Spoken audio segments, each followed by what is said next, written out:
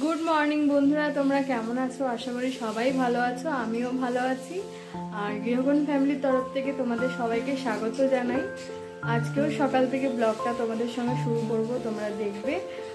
আর এখন তো সকালবেলা আমার স্নান টান কাজকর্ম করে স্নান টান হয়ে গেছে। সবাই এখন মা একটু বাজারে গেছে, ভাগ্নে স্নান করছে। আর আমি এখন দেখি কি করব, ভাবছি চাটা করে নিই, মা এসে তো চা খাবে। চাটা আমার আর মায়ের স্নান টান হয়ে গেলে খাওয়াটা মানে খেতেই হবে, এরকম একটা ব্যাপার। তো চলো দেখতে থাকো আজকে সারাদিনের ব্লগটা।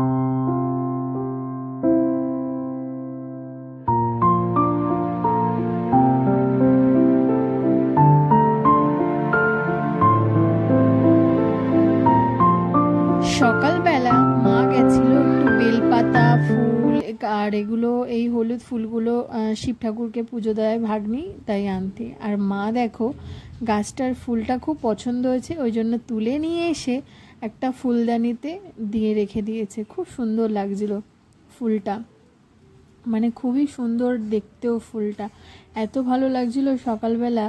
আর মার খুব পছন্দ হয়েছে বলে মা এটা গাছ থেকে তুলে নিয়ে এসে ফুলদানির মধ্যে রেখেছে।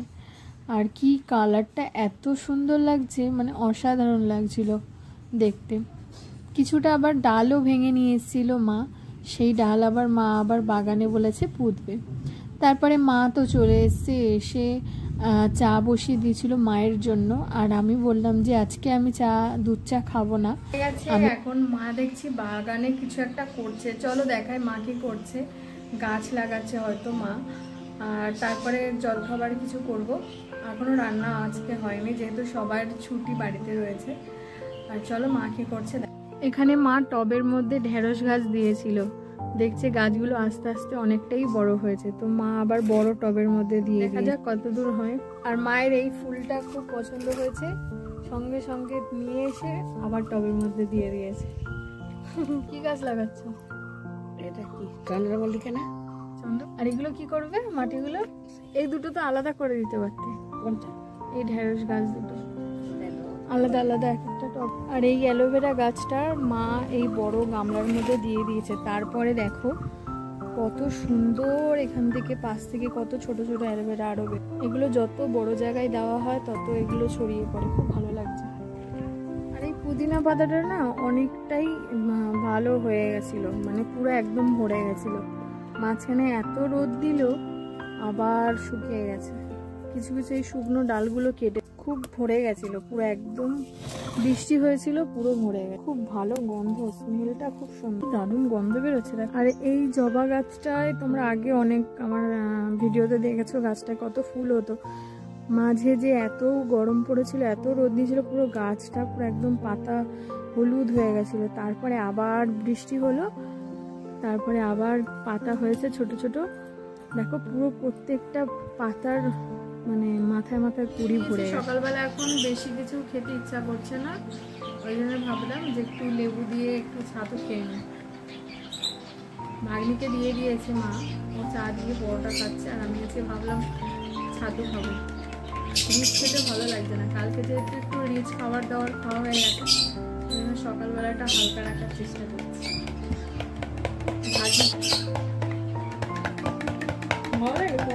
যাই হোক, ও পরোটা খাচ্ছে, খেয়ে নিই, আমিও আমার ছাতুটা খেয়ে নিই দেখি। তারপরে মা ভাত বসিয়ে দিয়েছে, মা গেছে এখন পুজো করতে, বললো তোমরা খেয়ে নাও, আমি পুজো সেরকম কিছু আর আজকে জল খাবারে হবে না। তারপরে এটা আমি খেয়ে তারপরে দেখি কি রান্নাবান্না করবো। মা ভাত বসিয়ে দিয়েছে, এবার চলো খেয়ে নিই।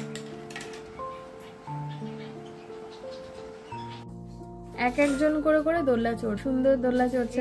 এই দোল্লাটা এনেছিলাম এদের জন্য, এরা তো চড়ে না, এবার দেখো এখানে দেবাংশী তো ঘুম থেকে উঠে গেছে। দেবাংশীকে এবার চুলটা আমি ভালো করে বেঁধে দিচ্ছি, কারণ ওর চুলটা অনেকটা বড় যেহেতু, আর ওর চুলটাতে খুব প্রবলেম হয়, ওর চোখে মুখে পড়ে, গরমে প্রচণ্ড কষ্ট হয়। তার জন্য আমি একটু চুলটা ভালো করে তেল দিয়ে সকালবেলা চুলটা বেঁধে দিচ্ছি।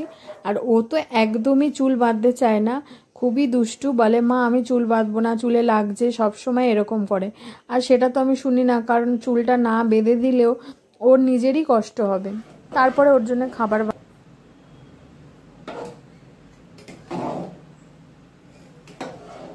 ভাতটা হয়ে এসছে, ভাতটা এবারে নামিয়ে দেবো। আর দেবাংশীকে এখন খাবারটা দিয়ে দিই, ও খেয়ে নিক, তারপরে পড়তে বসাবো ওকে।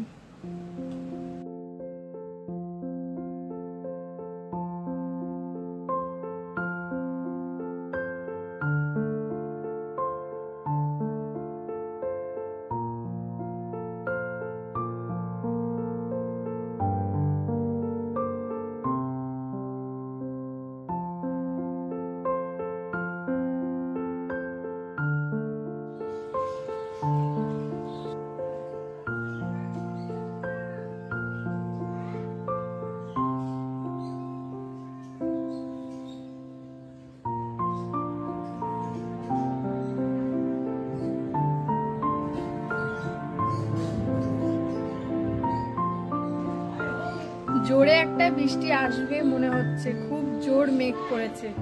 হঠাৎ দেখি পুরো কালো হয়ে গেছে পুরো একদম। হলে তো খুব ভালো, কারণ প্রচন্ড গরম পড়েছে, না আর ভালো লাগছে না। আর চলো মা কি রান্না করছে দেখিয়ে দিই তোমাদেরকে। এখানে এঁচড় সেদ্ধ করে রেখেছে, এঁচড় করবে। আর এখানে চিকেন আছে, কালকের চিকেনটা রান্না করবে। এঁচড়টা এখন বসিয়ে দিচ্ছে।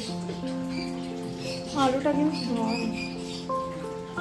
ডাল হয়ে গেছে এখানে, আর ভাতও হয়ে গেছে।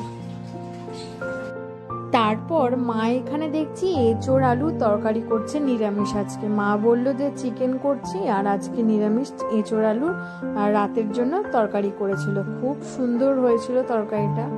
আর মায়ের হাতের রান্না তো অবভিয়াসলি ভালোই হবে, খারাপ কেন হবে। আর মা খুব ভালোভাবে আজকে এঁচড় তরকারিটা করেছিল। আর নিরামিষ এঁচড় তরকারি না খুব ভালো লাগে খেতে। তারপরে তো মার এঁচড় তরকারি রান্না হয়ে যাওয়ার পর চিকেনটাও করে নিয়েছিল।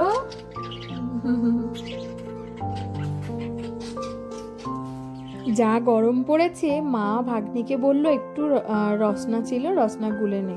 তারপরে ওটা গুলে সবাইকেও দিচ্ছিল। তারপরে তো মা এদিকে রান্নাও করছিল। এখানে এঁচড়টা অনেকটা হয়ে এসছে। তারপরে মা এটা হয়ে যাওয়ার পরে চিকেনটা বসাবে বলছিল। তারপরে তো খুব সুন্দর হয়েছিল তরকারিটা। মা আমাকে বারবার বলছে একবার খেয়ে দেখো কেমন হয়েছে। আমি তো বলছিলাম মা খুবই সুন্দর হয়েছিল। তারপর মা একটু ধনেপাতা দিয়ে দিয়েছিল।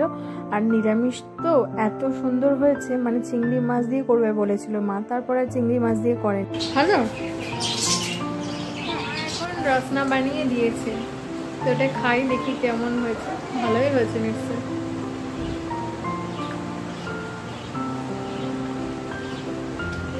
হ্যালো, তাই